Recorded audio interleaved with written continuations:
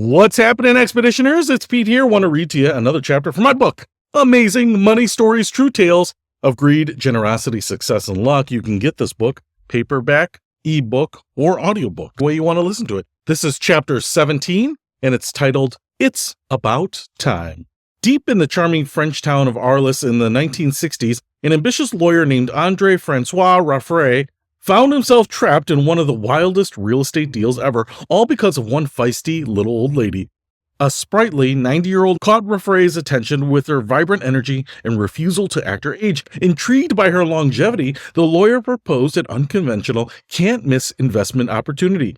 Raffray offered to pay Calmette a monthly fee for the rights to her apartment after she died through an annuity contract. Essentially, he would be prepaying rent until she passed away, at which point he'd take over the property. On paper, it looked like a slam dunk. After all, how many more years could a 90-year-old really have left?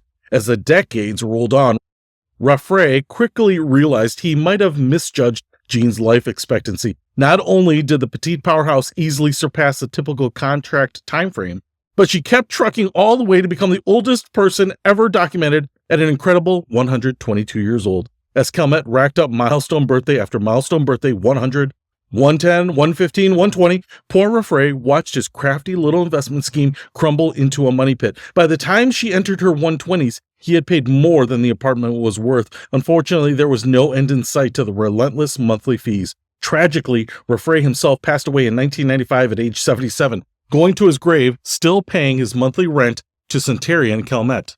It wasn't until 2 years after his death in 1997 that Madame Calmette finally called it quits at the ripe old age of 122 years and 164 days. The bizarre saga of Raffray's deal showcased the dangers of betting against the human lifespan. No matter how smart you think you are, his big gamble resulted in a total loss. Raffray's tale is now an iconic reminder that life always has a few twists and turns left to surprise us. I remember the story. I saw it on television, so totally true story. Hopefully I got the details right here. But it's just one of those where she's an outlier. She lived a long time. But it also reminds me of a couple things. First of all, there was recently a story about a San Francisco house that the owner, I don't think, can afford. And so they want to sell the house for a ridiculously low amount, like $500,000, which in San Francisco and owning a house pretty much anywhere is a ridiculously low price. However, you can't take possession of the house until something like 2059 or something like that. So I think there's something like 35 years or something. And I haven't gone into this, but my assumption is that the owner is older, they have a fixed income, they can't afford the place, but they want to stay there, they want to live and die there. And so they will sell this to you, but you have to pay them some money so they can pay off their debt. And then when they're gone, probably no heirs or anything, they don't really care what happens and you can have the house. Now, this is a gamble. If you have a lot of money, maybe not, right? Maybe you can say, hey, San Francisco property in 30, 35, 40 years from now is going to be much higher. $500,000 is a steal. But just because it's a good mathematical bet doesn't mean you won't be gone long before that happens. Maybe your kids can take over that investment or something like that. But the other thing I was thinking about is viaticals. Viaticals are a way that you can sell a life insurance policy that you have that you no longer need and turn it into cash. And that's because another person will say, hey, Pete, you have this life insurance policy. You're probably going to die on average in, let's say, 15 more years, but the life insurance policy is a permanent policy. So if I keep paying the premiums on it, I am guaranteed to get my $1 million. So I'll pay you $100,000 for this life insurance policy, or $200,000 or $10,000 or whatever it might be. And so there's some calculations. Now, the problem with this is that in any single case, you don't know what's going to happen. That's why you want to distribute that risk over large pools. It's just like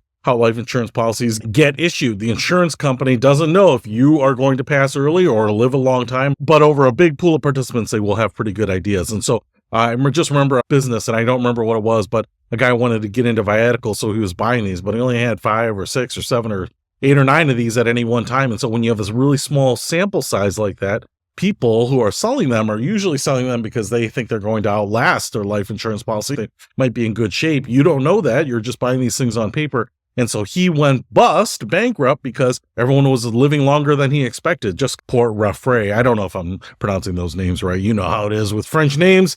The spelling looks normal, but the pronunciation is weird. There might be some good deals that abound, but I just wanted to remind you that sometimes you might see a good deal in and of itself. It looks like a good deal, but you really have to know the specifics, right? You have to know what your risks are and whether you're willing to take that on. But hopefully it was entertaining. Hopefully it helped. I'll see you later.